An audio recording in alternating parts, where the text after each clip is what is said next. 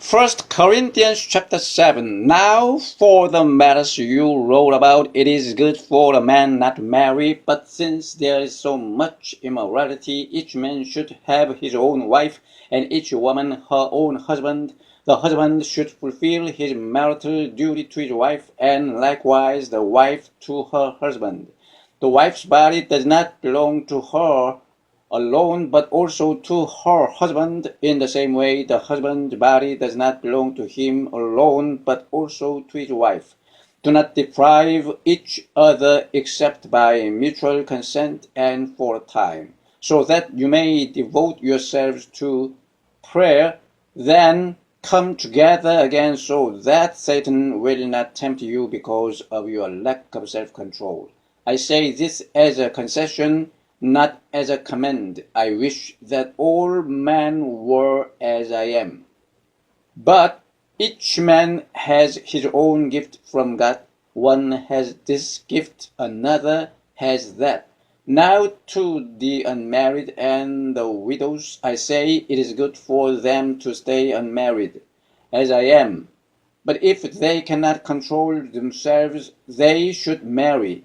For it is better to marry than to burn with passion. To the married I give this command, not I, but the Lord. A wife must not separate from her husband. But if she does, she must remain unmarried or else be reconciled to her husband. And a husband must not divorce his wife. To the rest I say this, I, not the Lord. If any brother has a wife who is not a believer, and she is willing to live with him, he must not divorce her. And if a woman has a husband who is not a believer, and he is willing to live with her, she must not divorce him. For the unbelieving husband has been sanctified through his wife, and the unbelieving wife has been sanctified through her believing husband. Otherwise your children would be unclean, but as it is, they are holy. But if the unbeliever lives, let him do so. A believing man or woman is not bound in such circumstances. God has called us to live in peace, and how do you know, wife, whether you will save your husband? Or how do you know, husband, whether you will save your wife? Nevertheless, each one should retain the place in life that the Lord assigned to him and to which God has called him. This is the rule I laid down in all the churches. Was a man already circumcised when he was called? He should not become uncircumcised. Was a man uncircumcised when he was called? He should not be circumcised. Circumcision is nothing, and uncircumcision is nothing. Keeping God's command is what counts. Each one should remain in the situation which he was in when God called him. Were you a slave when you were called? Don't let it trouble you, although if you can gain your freedom, do so. For he who was a slave when he was called by the Lord is the Lord's freedman. Similarly, he who was a freeman when he was called is Christ's slave. You were bought at a price. Do not become slaves of men, brothers. Each man, as responsible to God, should remain in the situation God called him to. Now about virgins I have no command from the Lord, but I give a judgment as one who by the Lord's mercy is trustworthy. Because of the present crisis, I think that it is good for you to remain as you are. Are you married? Do not seek a divorce. Are you unmarried? Do not look for a wife. But if you do marry, you have not sinned. And if a virgin marries, she has not sinned. But those who marry will face many troubles in this life, and I want to spare you this.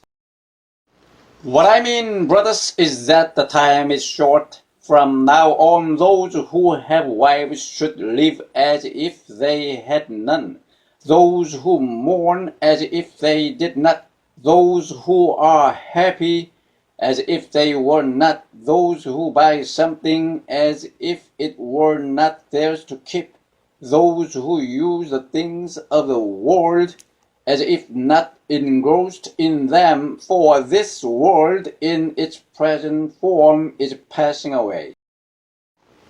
I would like you to be free from concern. An unmarried man is concerned about the Lord's affairs, how he can please the Lord.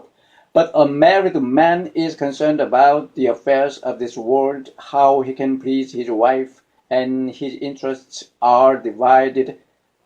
An unmarried woman or virgin is concerned about the Lord's affairs. Her aim is to be devoted to the Lord in both body and spirit.